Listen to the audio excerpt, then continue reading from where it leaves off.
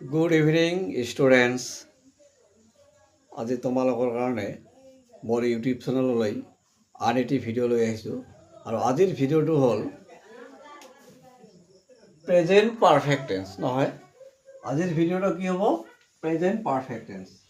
আৰু present perfect টেন্সত আমি কেনেকৈ এক্টিভৰ পৰা পেছিভ কৰিম নহয়, আৰু এইটো লৈ আলোচনা কৰিম। তোমালোকে ভালকৈ মনোযোগ দিবা, তেতিয়া যথেষ্ট তোমালোকে কি হ'বা?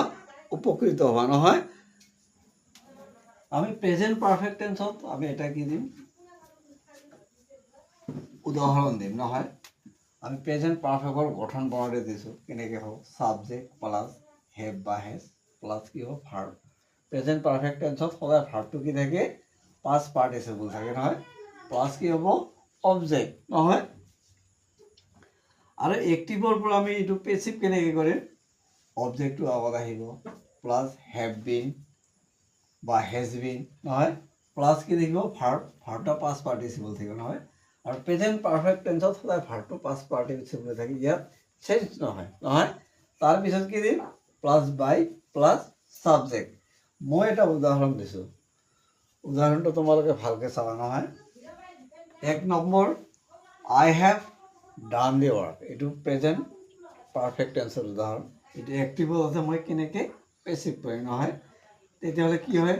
আগত মই অবজেক্টটো লৈ আহিম দ্য ৱৰ্ক, তাৰপিছত কি দিম? হেজ, তাৰপিছত কি হ'ব? বিন, তাৰপিছত কি হ'ব? ডানটো ডানে থাকিব, ডান বাই আই থাকিলে কি হ'ব? মি নহয়। 2 নম্বৰ উদাহৰণটো কি হ'ব? 2 নম্বৰ উদাহৰণটো they have lost the thing নহয়। They have lost the thing.